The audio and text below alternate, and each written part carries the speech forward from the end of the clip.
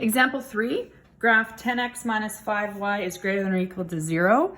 So we're going to move 5y to the other side or move negative 10x over. It doesn't really matter. So let's say I moved the 5y to keep things positive. I'd have 10x is greater than 5y, and I divide off the 5, and I get 2x is greater than y. Now I want to make sure I write that in the correct order. So we want to say this, write the y first. Make sure then your inequality sign is still pointing to the y. So it's really y is less than 2x. Now I want to show algebraically what would have happened had I moved the 10x over instead. I would have had negative 5y is greater than negative 10x, and then I would have had y on the left-hand side.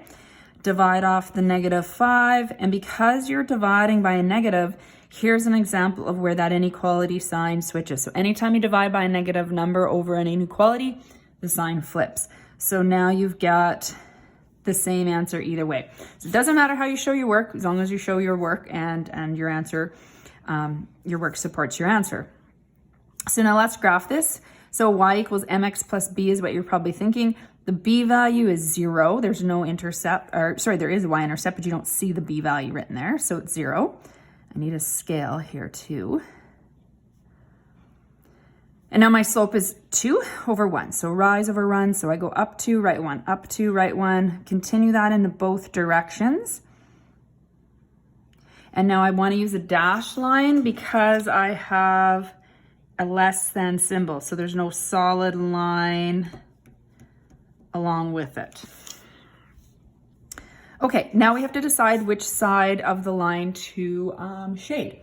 So normally I've been testing 0, 0, but that's a point on the boundary line. So this example is showing how you would not be able to test 0, 0. It would give you a false answer because it's not going to be equal to. You'd get 0 is less than 0 when it's actually equal to. So we have to pick any other point. I'm just going to go test 1 and 1 then.